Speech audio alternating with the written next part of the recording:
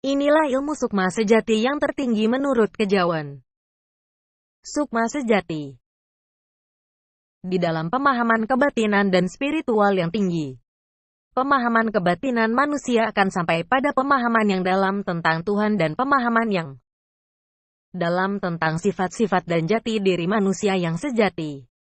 Puncak-puncak ajaran kebatinan tersebut diwujudkan dengan nama-nama ajaran kebatinan seperti ajaran kasampurnan, kesempurnaan, manunggaling kaulalan Gusti, sukma sejati, guru sejati, sangkan paraning dumadi, hakikat kesejatian manusia.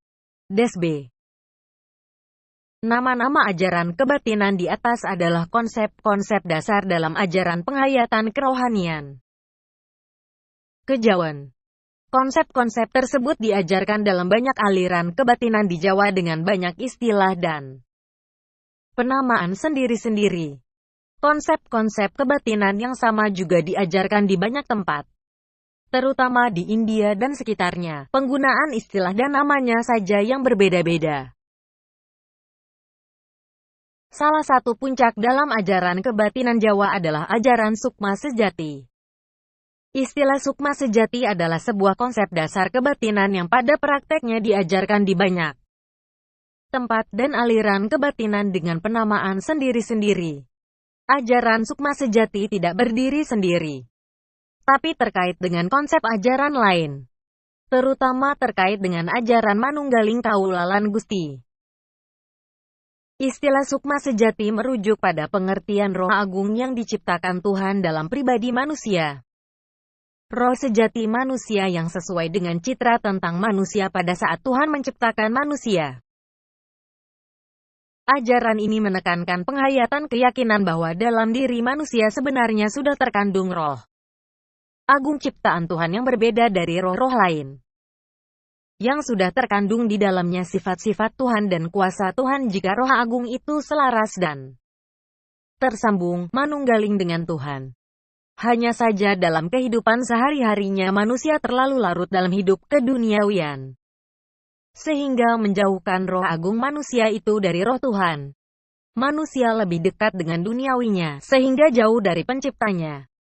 Dan banyaknya pengkultusan dalam hidup berkeagamaan justru semakin menjauhkan manusia dari Tuhan, menjadikan Tuhan semakin jauh untuk dijangkau. Dalam ajaran ini manusia diajak mendekatkan diri kepada Tuhan, menyelaraskan sifat-sifat manusia dengan sifat-sifat Tuhan, bersandar dan menyelaraskan diri dengan kuasa Tuhan, dan diajak untuk melepaskan diri dari belenggu keduniawian, melepaskan sifat-sifat tamak dan serakah pada kepemilikan duniawi yang dapat mengotori kesucian hati dan batin manusia untuk lebih menyelaraskan diri dan menjaga ketersambungan diri dengan Tuhan. Ajaran ini didasarkan pada kepercayaan untuk kembali kepada kemurnian jati diri dan sifat-sifat manusia yang sejati sesuai kehendak Tuhan saat penciptaan manusia. Ajaran sukma sejati mengajarkan penghayatan kesejatian manusia sebagai makhluk ciptaan Tuhan. Ajaran sukma sejati mengedepankan sisi roh agung yang diciptakan Tuhan dalam pribadi manusia. Roh sejati manusia yang harus dijaga kesucian dan keagungannya oleh manusia,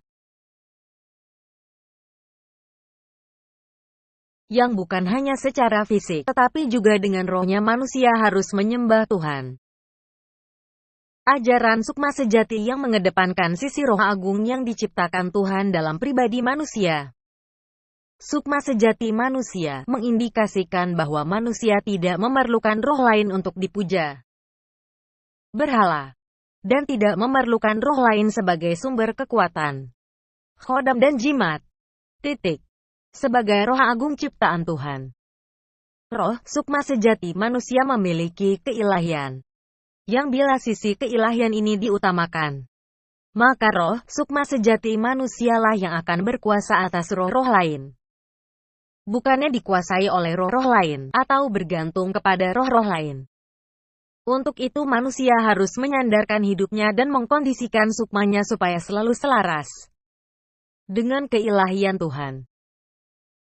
Para penganut kebatinan di atas menemukan suatu kekuatan yang tumbuh di dalam diri mereka, yaitu kekuatan sukma sejati, kekuatan roh agung yang diciptakan Tuhan dalam pribadi manusia. Mereka merasakan adanya suatu energi yang menyelimuti tubuh mereka, membuat tubuh terasa tebal, berselimut energi. Dan energi ini bukan hanya mengisi tubuh, mengisi badan, tangan dan kaki, tetapi juga mengisi hati, menjadikan kehendak batin dan ucapan-ucapannya jadi. Saking kersaning Allah, kekuatan yang mirip seperti tenaga dalam, tetapi jauh lebih kuat daripada tenaga dalam. Kekuatan ini tidak dapat dipelajari dengan cara latihan fisik ataupun olah nafas. Kekuatan ini terbangkitkan ketika seseorang mesuraga, mengesampingkan kekuatan biologis dan hasrat keduniawian. Kekuatan ini berasal dari jiwanya yang paling dalam, dari sukmanya, dari jiwa yang menyembah Tuhan.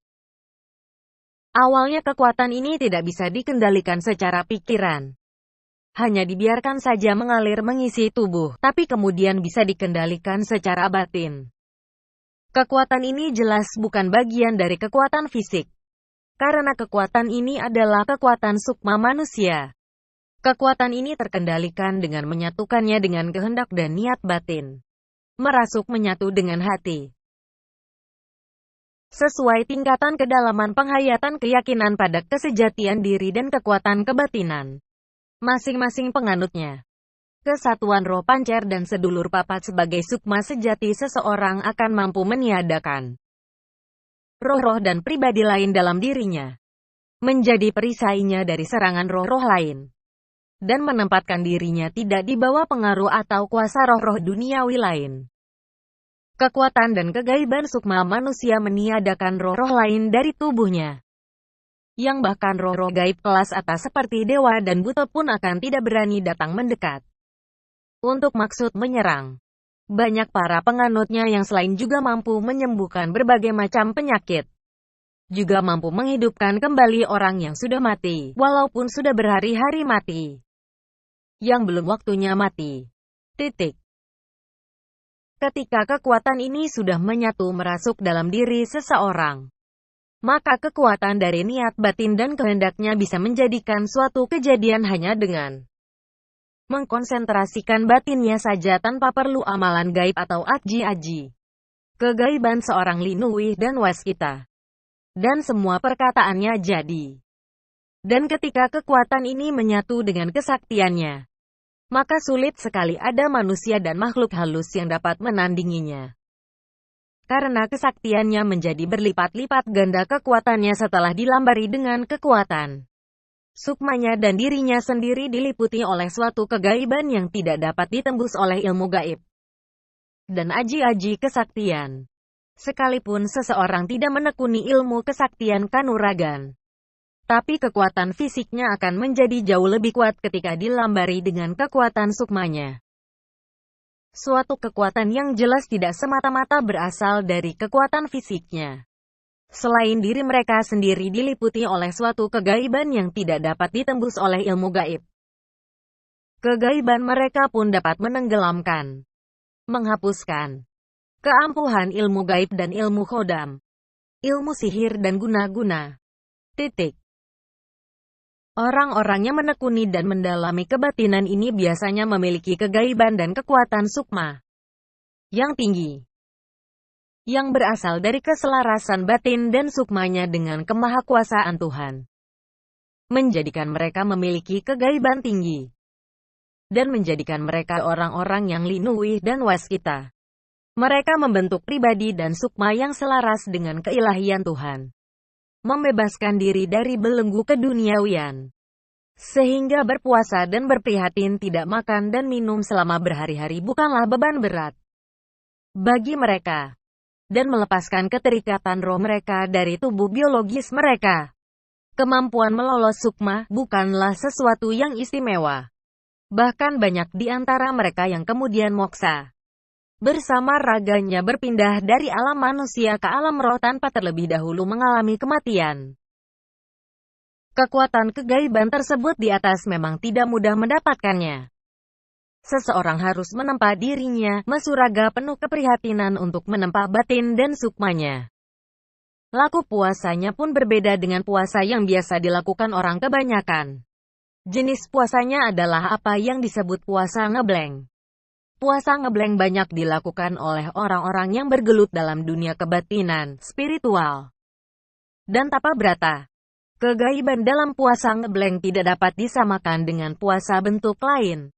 Puasa ngeblank terkait dengan kekuatan dan kegaiban sukma manusia. Semakin gentur laku puasa seseorang, semakin kuat sukmanya dan semakin kuat kegaibannya. Kurung buka.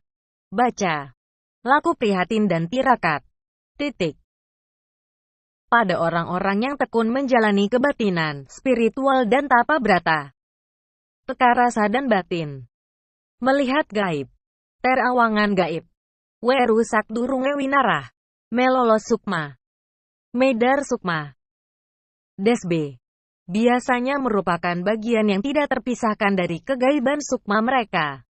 Merupakan kemampuan gaib yang menyatu dengan diri mereka. Menjadikan mereka orang-orang yang linuwih dan waskita. Biasanya kemampuan atas ilmu-ilmu tersebut tidak secara khusus dipelajari, tapi terjadi dengan sendirinya sebagai bagian dari kegaiban sukma mereka. Sebagai efek dari ketekunan penghayatan kebatinan, spiritual dan tapa brata mereka.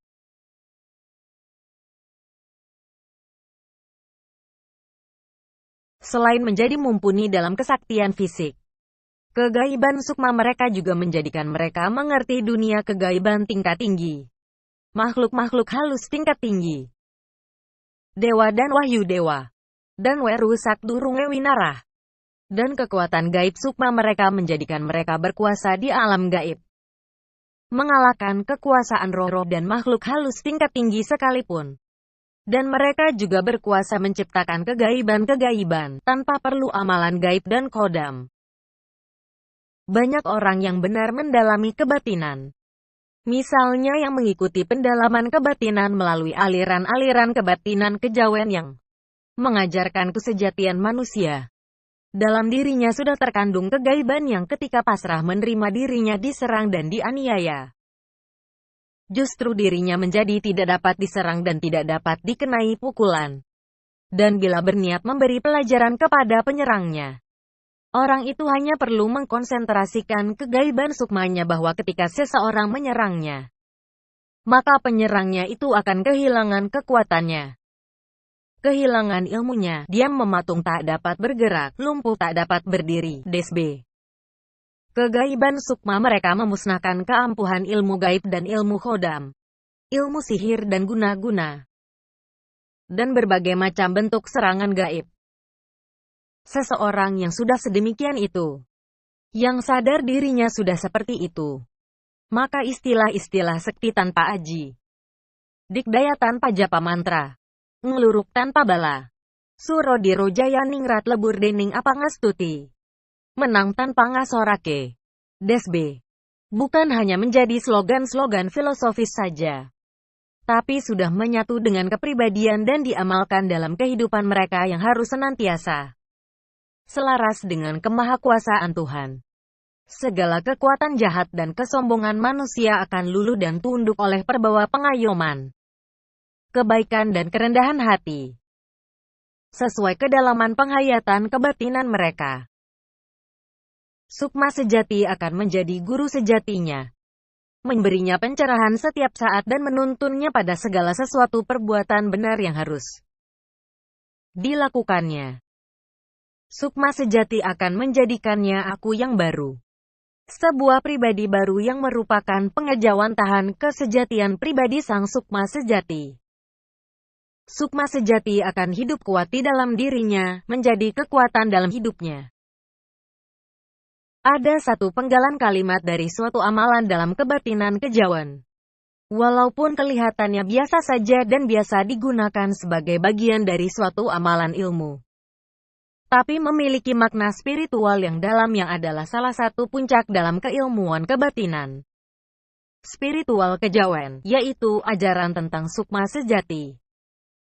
Amalan itu bila orangnya mampu dengan benar memahami, menghayati, dan mengamalkannya. Dan itu menambah nilai kebatinannya. Selain akan menambah hikmat kebijaksanaan, kesepuhan dirinya sendiri, akan juga membangkitkan kegaiban sukmanya. Dan jika orangnya menekuninya sebagai suatu bentuk doa atau amalan ilmu, dapat mewujudkan suatu kekuatan sukma batin yang luar biasa tinggi. Tetapi itu lebih ditujukan untuk orang-orang yang sudah olah kebatinan, yang sudah menggeluti dunia kebatinan, dan yang sudah membangun kekuatan sukma. Bukan untuk orang-orang yang masih awam di dunia kebatinan. Kalimat-kalimatnya itu adalah bagian dari penghayatan kebatinan Jawa. Karena itu dalam mengamalkan, mewiridkannya tidak dilakukan dengan sugesti ilmu gaib, khodam yang mewiridkannya seperti bacaan mantra dan amalan doa. Tapi dilakukan dengan sugesti kebatinan, yaitu mewiridkannya dengan menghayati arti dan maknanya dan bacaan doanya ditujukan ke dalam batin sendiri, kepada sukma kita sendiri. Kalimat-kalimatnya adalah sebagai berikut. Sukma ingsun sukma sejati. Sukma sejati ning urip. Urip sejati ning manungsa. Sukma ingsun sukma sejati. Sukmaku adalah sukma sejati. Sukmaku adalah sejatinya aku. Sukma merupakan jati diri seseorang yang membedakannya dari pribadi yang lain. Pribadi manusia tidak boleh diisi atau digantikan dengan sukma atau pribadi lain yang bukan jati dirinya, yang dapat menjadikannya pribadi yang berbeda yang bukan sejatinya dirinya. Jika ada sukma atau pribadi lain dalam diri seseorang, itu bukanlah sejatinya dirinya. Sukmaku adalah sukma sejatiku, roh agung dalam diriku. Sukmaku adalah sejatinya aku. Aku adalah milik sukmaku, bukan milik pribadi lain atau roh-roh lain. Tidak ada roh yang memiliki aku, mempengaruhi aku atau berkuasa atas aku, selain sukmaku. Sukmaku meniadakan sukma lain dalam diriku. Sukmaku adalah sukma sejati. Sukmaku adalah aku. Sukma sejati ning urip. Sukma sejati di dalam hidup. Sukma adalah sejatinya hidup. Sukma menjadi sejati bila hidup. Sukma menjadikan manusia memiliki hidup dalam dirinya. Menjadikan manusia mengenal sejatinya dirinya. Memiliki kebijaksanaan hidup. Mengenal jalan hidup dan tujuan hidup. Mengenal peradaban dan mengenal Tuhan. Sukma menjadikan manusia mengenal perbuatan baik dan tidak baik. Sukma menjadikan manusia mengenal perbuatan bermanfaat dan perbuatan sia-sia tak berguna. Sukmaku adalah roh hidup, bukan roh orang mati. Sukmaku menjadikan hidupku hidup. Sukmaku sejati di dalam aku. Sukmaku sejati di dalam aku hidup, tidak lemah, tidak mati. Urip sejati ning manungsa. Hidup sejati di dalam manusia. Hidup adalah sejatinya manusia. Sejatinya manusia adalah hidup. Jika hidup itu sudah diambil daripadanya, maka ia bukan lagi manusia, tetapi jasad, dan rohnya adalah roh orang mati. Manusia hidup jangan ingin mati. Hidup yang dijalani oleh seseorang menjadikannya suatu pribadi yang utuh. Karena itu sudah seharusnya manusia mengisi hidupnya dengan sepatutnya. Karena hidupnya itulah yang menjadikannya manusia yang sebenarnya. Kesadaran akan hidup menjadikan hidup menjadi lebih hidup dan menuntun manusia kepada kehidupan yang lebih tinggi dan menuntunnya juga kepada sang hidup. Jangan pernah menyerahkan hidup kepada roh lain, kepada sukma lain, kepada pribadi lain. Jangan pernah ada putus asa. Jangan pernah ada urip saja roning mati atau mati saja roning urip. Hidup menjadi sejati di dalam manusia dan sejatinya manusia adalah hidup. Manusia menjadi sejati bila hidup dan hidupnya itu hidup. Sukmaku sukma sejati. Sukma sejatiku adalah aku hidup, tidak lemah, tidak mati. Subscribe Sombari Goa.